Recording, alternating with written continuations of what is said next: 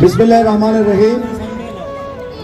শহীদ জিয়া স্মৃতি ফুটবল টুর্নামেন্টের সম্মানিত সভাপতি, এই টুর্নামেন্টের প্রধান পৃষ্ঠপোষক, যিনি চিত্রকরের তুলিতে রঙিন করে তুলির আঁচড় দিয়ে সবকিছু সাজিয়েছেন, সেই মানুষ জনাব আসাদুল হাবিব দুলু।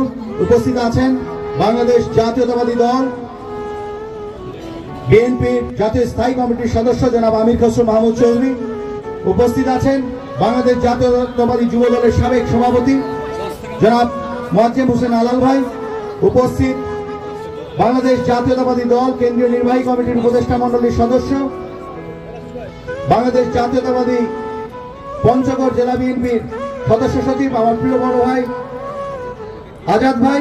উপস্থিত লালমনিরহাটের নেতৃবৃন্দ, দিনাজপুর জেলার নেতৃবৃন্দ উপস্থিত, লালমনিরহাটবাসী সকলকে জানাচ্ছি দিনাজপুর জেলা বিএনপির পক্ষ থেকে সংগ্রামী শুভেচ্ছা এবং অভিনন্দন। আজকেও আমি বক্তব্য রাখবো না, এখানে যেসব নেতৃবৃন্দ উপস্থিত আছেন তাদের সামনে বক্তব্য রাখার কোনো সুযোগ নেই আমার। শুধু এতটুকু বলতে চাই, আপনারা অতীতে যেভাবে আমাদেরকে সমর্থন করেছেন দিনাজপুর টিমকে, আজকেও আপনাদের সেরকম সমর্থন এবং দোয়া চাই। ধন্যবাদ সকলকে। শহীদ রাষ্ট্রপতি জিয়াউর রহমান অমর হোক, দেশনেত্রী বেগম খালেদা জিয়া জিন্দাবাদ, তারুণ্যের দীপ্ত অহংকার তারেক রহমান জিন্দাবাদ। ধন্যবাদ সকলকে।